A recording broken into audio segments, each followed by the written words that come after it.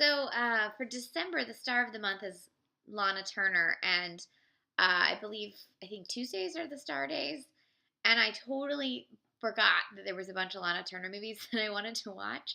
So I've been trying to watch them all today, but unfortunately, there's only so many hours in the day, and I only got to three of them.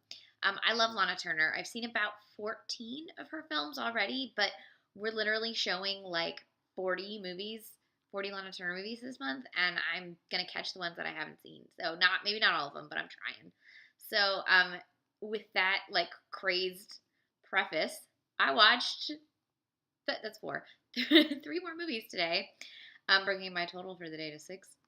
This is like back in the day when I used to do this because I didn't have a job. Only today I'm just having a lazy Sunday. So I meant to watch these in chronological order, but I missed one, and then so it's not quite in the right order, but just go with me. The first one was 1938's Dramatic School. It's directed by Robert B. Sinclair from a play that was from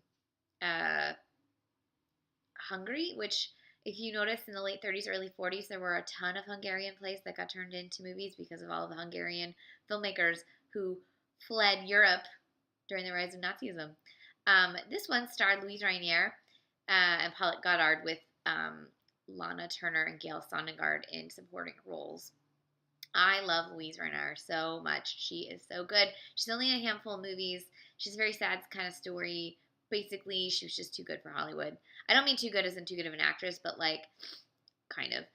She just didn't want to play the Hollywood game, and unfortunately, that's all you could really do in that time in Hollywood. And so she made a handful of great films. Hollywood didn't know what to do with her, and she pieced out. In Dramatic School, she is a rather poor aspiring actress who during the day goes to the Paris School of Drama all day and then works an 8-hour shift at a factory all night and then gets a handful of hours of sleep and then does it all over again. And she tends to spin webs, and she accidentally kind of tells somewhat of a little bit of a lie that she is the boyfriend. I mean, she's the girlfriend of a rich marquis. When Paulette Goddard finds this out, she decides to expose her. However, the marquis then falls for her and kind of ruins the thing for Paulette Goddard. However, he's kind of a philanderer and things go south. The bulk of the film, really, though, is about female friendships and how important they can be. And while she doesn't make any real friends in the drama school, she does have a great friend at the factory, and that ends up being the main point in her life, and the fact that it's about the art. And so both her and one of her teachers really learn to focus on their craft and to basically say peace out to all the men. Great lesson. The next one I watched was actually Lana Turner's very first film,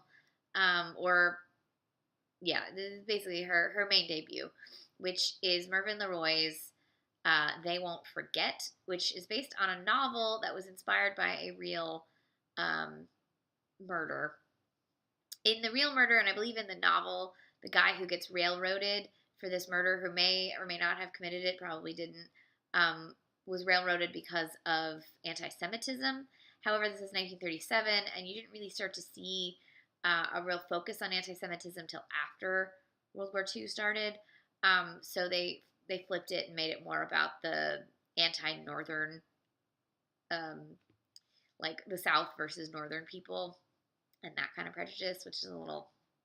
And it's also another one of those stories where it pivots on the death of a young woman, but it does not focus on her at all, and that has really pissed me off.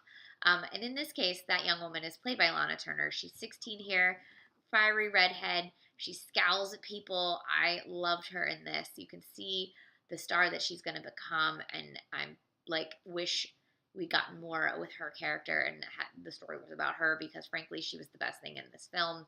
That said, Claude Rains is always good, and so he plays the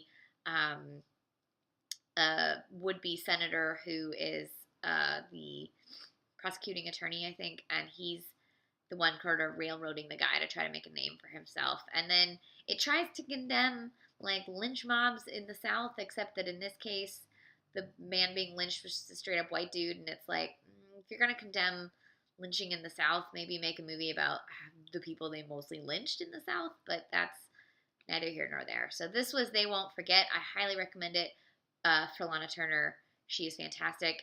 This was the movie that coined the phrase for her, the sweater girl. She hated that phrase. I will say, though, the sweater with her boobs, A+.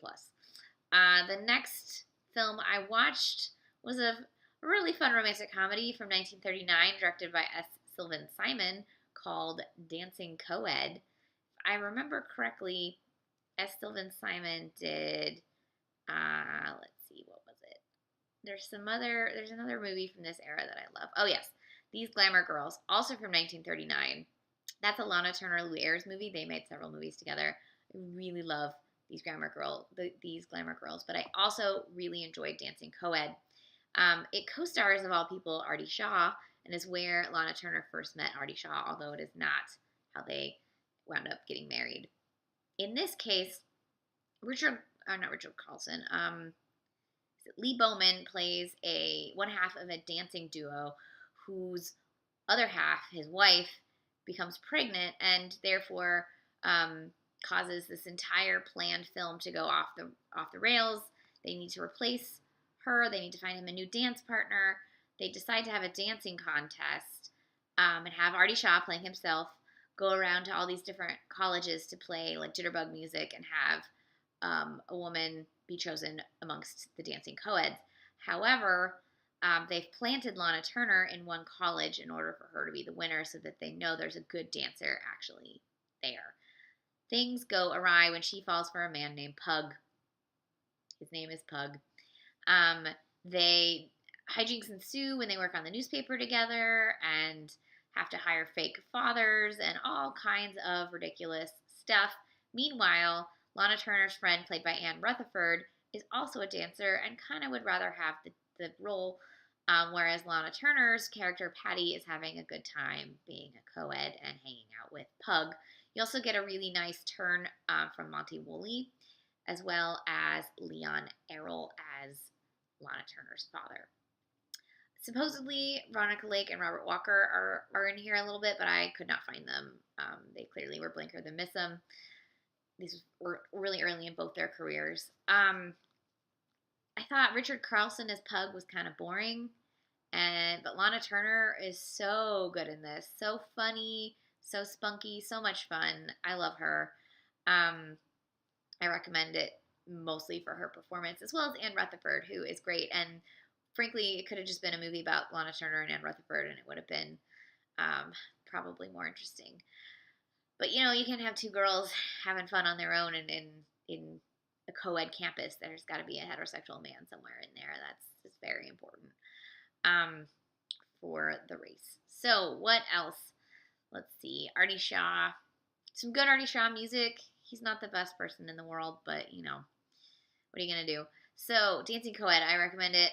Both Dancing Coed, I think actually maybe all three of these films are Warner Archive collection DVDs, because They Won't Forget with Warner Brothers and Dramatic School and Dancing Coed were MGM. I know those two are definitely available from Warner Archive collection on DVD. I'm not sure about They Won't Forget. All three of these films are still on Watch TCM for another couple of days, so you can check them out. There's like 3 or 4 more Lana Turner films on there that I still haven't seen that I need to catch up on, as well as a few that I have seen that are also great.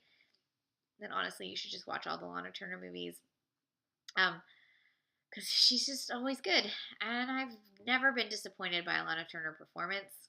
So, she's one of the greats. Yes. So 3 films, Lana Turner, fantastic. There's a great essay by John Waters that I need to track down where he talks about how much he loves Lana Turner, and you should also read that because John Waters is one of the great writers about actors. Yes, trust me. So Lana Turner, Star of the Month on TCM.